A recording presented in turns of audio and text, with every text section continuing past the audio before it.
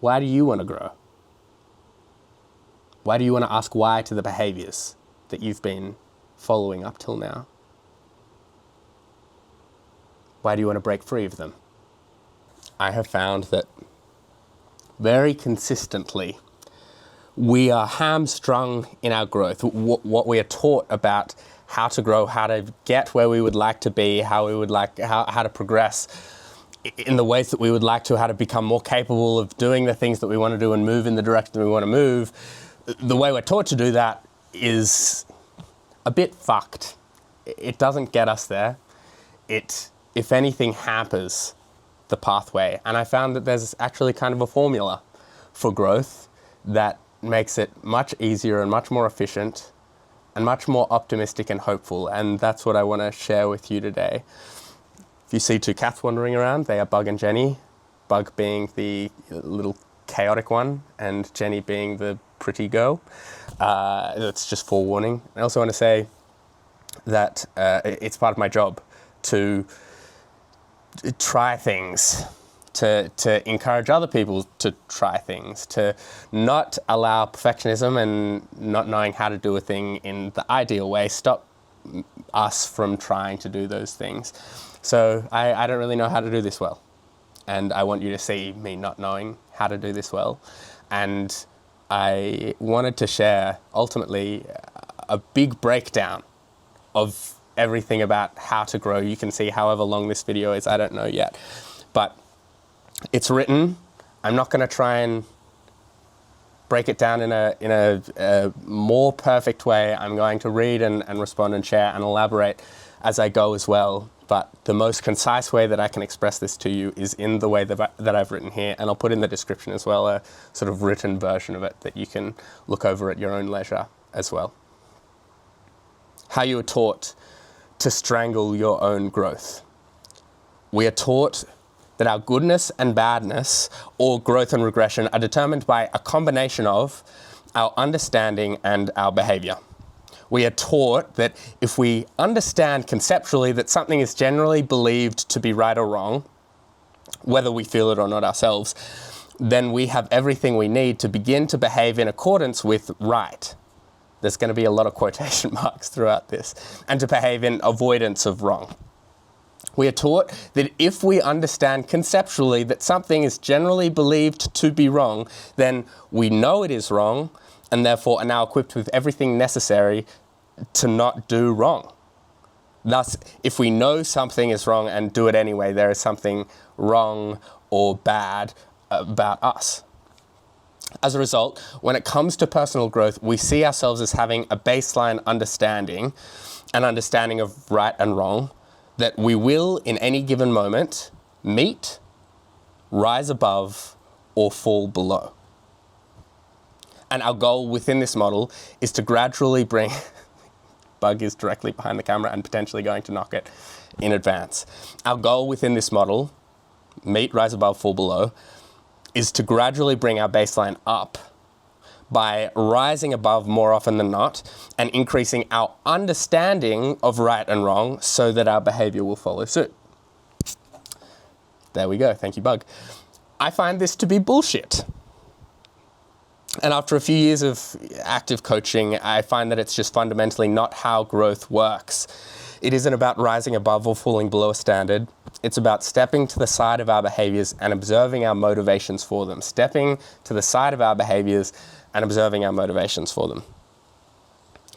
If we get caught in I can do better than that, I can do better than that, I can do better than that.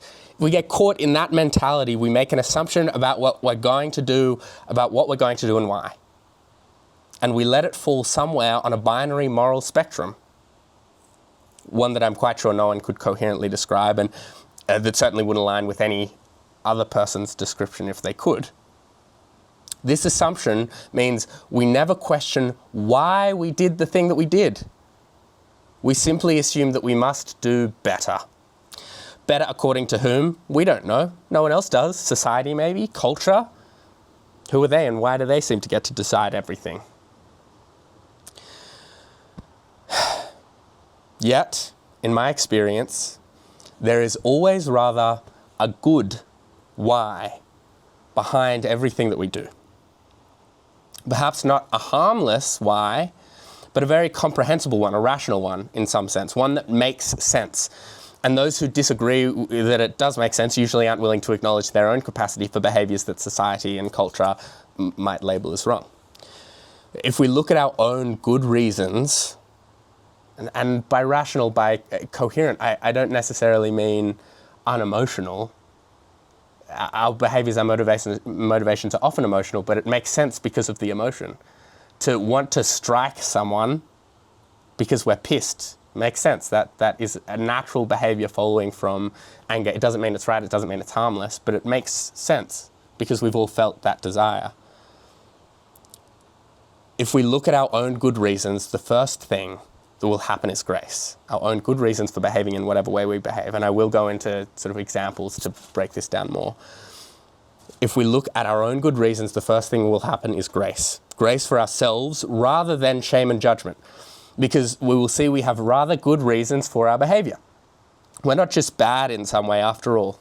I call this permission. The one making the noise, as I said, is bug. We give ourselves a kind of permission to behave in the way that we are behaving. The second thing that will happen is preference.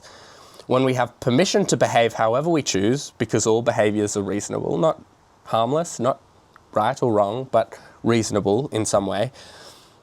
When we have permission, rather than being pigeonholed into our idea of other people's idea or society and culture's idea of right and wrong, we are able to act preferentially.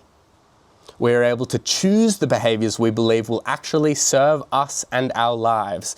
In short, we're able to choose better according to our own idea of better, which is the only version that has any reliable merit because it can evolve freely without constraint to permission.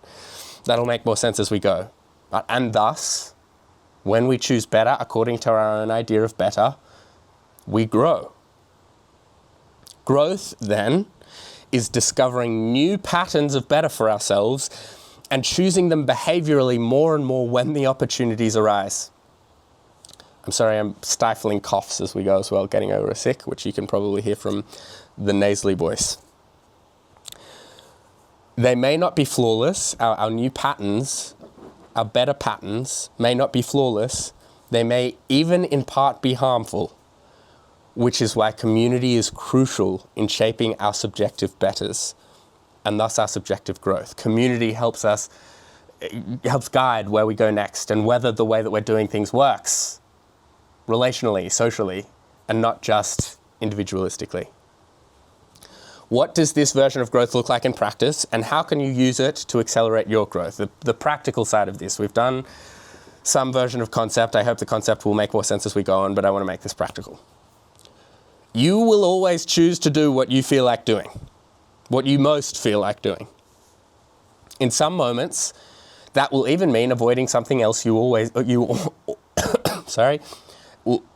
also feel like doing. And in some moments, it will mean avoiding something else you also feel like doing, which you could call self-discipline. Choosing this over that because this is more important to me, or choosing that over this because this feels better in the moment. It can go either way. But self-discipline really is just motivation towards something that we see as higher or greater than the immediate. So you will always choose what you most feel like doing. You do it because you want it most. You do it because you will gain something from it. It may not be a tangible. You may not, gain, a promotion if you choose to put someone that you work with who you think is better suited forward. But you do gain something from that kindness and generosity. Growth is choosing a better way of obtaining the same thing. This is why I say it's a sidestep instead of a forward one. You're not climbing the staircase to heaven by becoming more morally right. You're stepping outside of yourself for a moment to question why you're following a particular pattern in the first place, a particular behavior in the first place. Why you're procrastinating, why you're cheating, why you're lying, why you're attracted to toxic people, and why you go for them even though you know they are. It isn't a matter of choosing the right way when you really want the wrong one. There is no forward in this premise. There is only better or less self-destructive ways of obtaining the thing that you want. Growth is choosing a better way of obtaining the same thing. Why is it that a person cheats? To make this tangible, to make it make sense. The sort of heteronormative archetypal examples would be: a man cheats because his wife hasn't touched him in years. A woman cheats because she feels that her husband doesn't care about, love her, or desire her. Those are sort of the classic archetypal examples, at least, and ones that we're familiar with and therefore serve as a useful, stark example. The reason why is creating an impulse. The impulse is not the goal, the destination in and of itself. The cheating with whoever is not the goal and destination of itself. It's to feel desired. It's for sexual release. These are natural human impulses and desires. They make sense. Right or wrong, irrelevant. They're there, they're present, and they are wanted, and there is an impulse that is rising up repeatedly and more strongly over time if it isn't satiated because of their presence. And so growth is trying to obtain the same thing in a better way. How can I find desire or sexual gratification in a way that isn't profoundly harmful to this person who ultimately I love? I may feel resentful towards, but whom I still love as well. And the observation of it, seeing that there is that desire, allows you to step out and go, how could I do this better? But when we're in it, and when we feel there's a right and a wrong, we don't want to look at how we could do it differently, because we feel that by doing the right thing, we will lose the thing that we want. And so we don't want to think about the right thing. And by doing the wrong thing, we might have to reconcile with the fact that we would view ourselves as a bad person. We would have to reconcile with guilt and shame and other kinds of pain, that the harm of a loved one, if they were to know, at least, and in other ways if not. But the desire remains, and the right and wrong of it ends up causing us to look away from the potential growth, look away from the actual core problem, because we don't want to reconcile with the consequences of that. When if we do reconcile, we see, I can obtain the same thing. It may take perhaps more time. I have the courage to end a relationship that isn't working. I have the patience to wait for something that I care about, that matters to me, by getting it in a good and healthy way, rather than in this toxic, harmful one. Because ultimately that's what aligns with my values, and I'm willing to wait for that, have that self-discipline, so to speak, for that thing. It's not saying there's a right and wrong. It's the right and wrong creates the resistance to considering how else we could obtain it. And most of us will, because of an intrinsic desire to be good and loving, most of us will choose the better way if it is laid out in front of us like that. We will choose to try to be more patient and more courageous so that we can be good to the people that we care about, to our partner, whatever, that it isn't working with. That's to give a stark example. I'm not labeling everyone here as cheaters. I'm not saying that you can necessarily empathize from your own personal experience with that. But I want to paint a picture with a stark, extreme example to make it simple. To give a more nuanced one, though, as well, I'm going to use what I work with, what I help people with, which is procrastination. And it paints it very simply as well, because in procrastination, it is avoidance of pain. The procrastinator experiences some kind of pain in relation to the task or activity. It might be shame because they've avoided it so long and it's grown into this enormous thing. It might be stress because the deadline's coming up and they can't make themselves do it. It could be boredom because it's just really fucking dull to write this essay. Whatever it is, there's a pain, they want to avoid that pain, which is reasonable, it makes sense. So growth is finding a better way of obtaining the same thing. So rather than waiting until the deadline is so close that it's so stressful that you force yourself to do it, rather than escaping into avoidance, into Netflix binging or scrolling, doom scrolling, rather than entering escapism, a better way of obtaining the same thing, escape from the pain, removal of the pain could be finding strategies to reduce the pain. Stifling coughs here. Better way to reduce the pain. A strategic way, of reducing the pain. It could be by increasing your motivation, finding ways to be more motivated about the thing that you want to work on. These are sort of the two broad strategies that I work with people on. And there are 1,000 individual examples of how you could do that, but those are sort of the broad categories of things. So these might be ways that we reduce pain without having to resort to escapism. A better way of obtaining this thing that is important to us. It's important for us to not be in pain all the time. And so how can I obtain not being in pain all the time in a better way? It might not be harmless, it might not be as effective initially, but that's why we iterate, and that's why how we grow is by finding these better ways. Jenny Bug. So, right and wrong strangles our growth because it forces us into a mold of right action. Right and wrong strangles our growth because it forces us into a mold of right action without consideration of the valid need or desire behind our wrong action. By forcing us into a mold of right, we will endlessly strive for more discipline, or we'll discard it all together and just do the wrong thing. As a result, we never get to reconcile with the source of our desire, and thus we never learn how to feed it in a way we find better, in a healthier way. A healthier way than just repression or just impulse. Perhaps a way that aligns with our values, or at least one that doesn't involve our own self-destruction. Say like with the toxic person, or avoiding things infinitely and so never moving forward in your life in the way that you'd like to move forward in your life. If I view something as right and wrong, I have to view it as some compulsive force that I'm resisting. In resisting, I give it power because I communicate to myself that it has some power over me, or why would I need to resist it? It's an assumption of its inevitability. Inevitable means I can never grow out of it, I can only become better at resisting it. This is a definition of growth that is predicated wholly on self-discipline. More growth in this model means more self-discipline.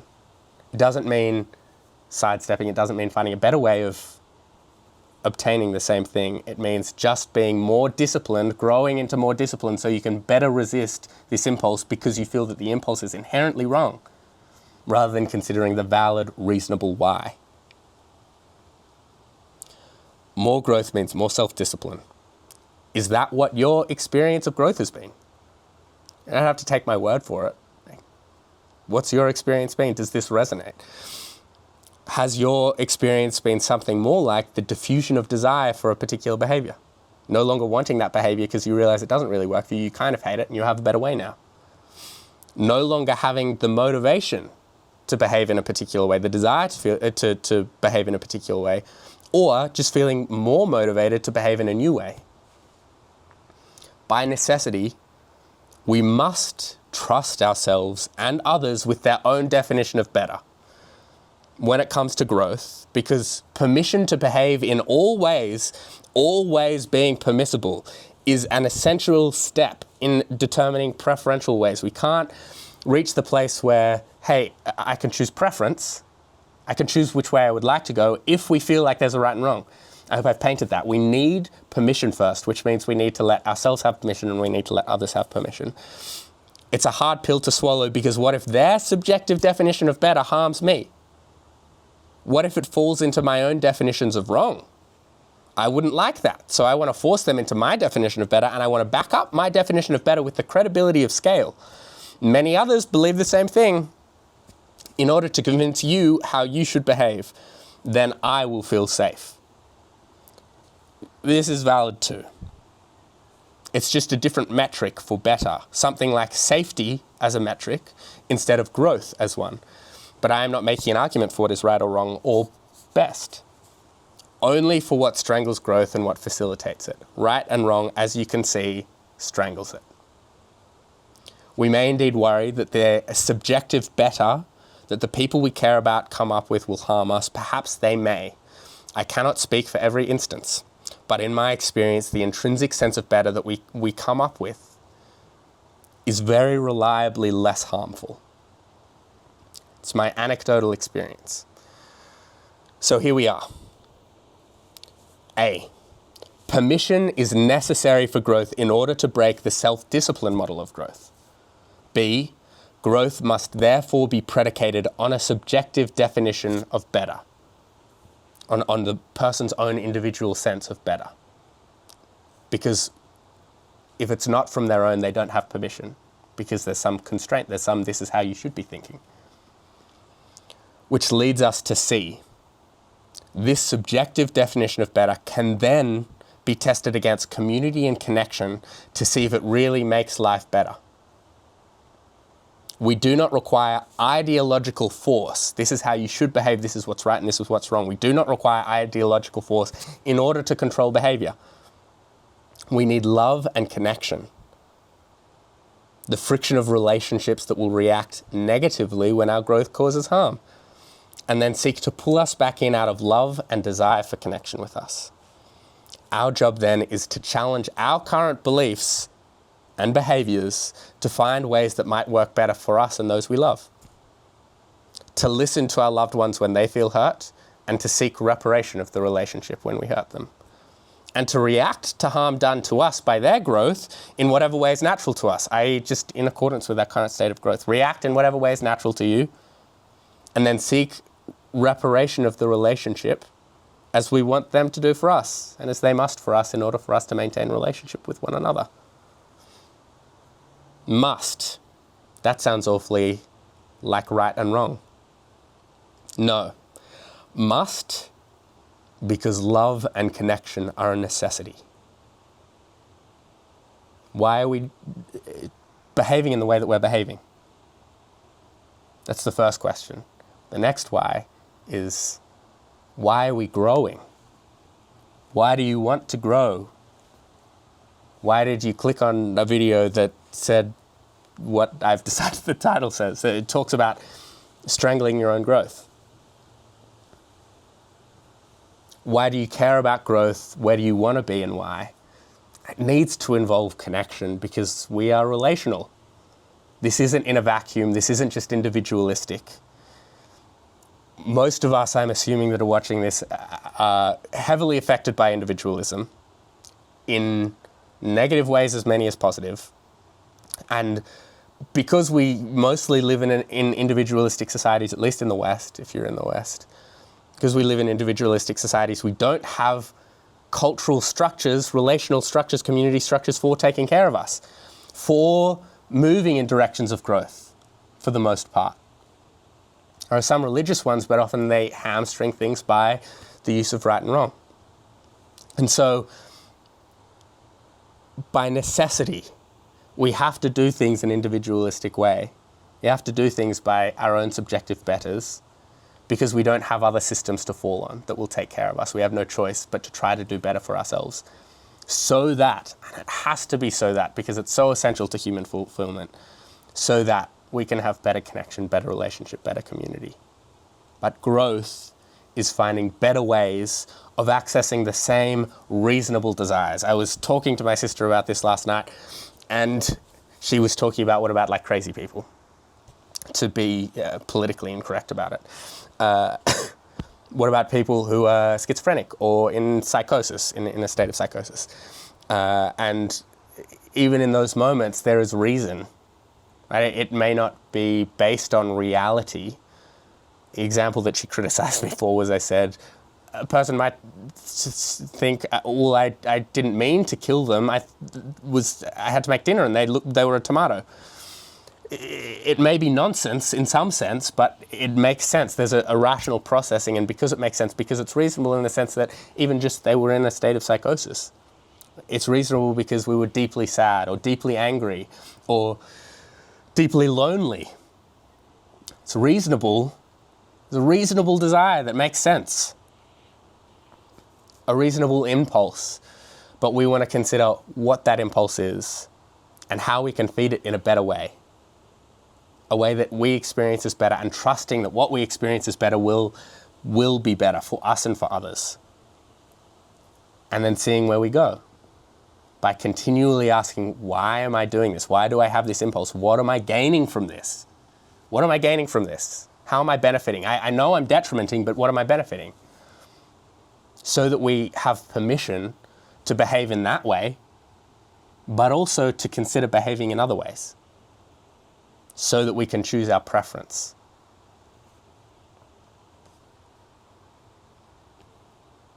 Must. That sounds awfully close to right and wrong. No, must, because love and connection are a necessity. That's the reason I grow, I hope. And I'm fascinated by it. It's very exciting, I suppose. Why do you want to grow? Why do you want to ask why to the behaviors that you've been following up till now? Why do you want to break free of them and find better ways of obtaining those same reasonable things? I stopped, but I realized I'm supposed to say like or subscribe or whatever with these. You can also find me on Instagram, where I post things more often, at coachsamwatson, but I guess you can hang around here as well. I'd really love that. And see me try to improve these and make them more helpful. See yous.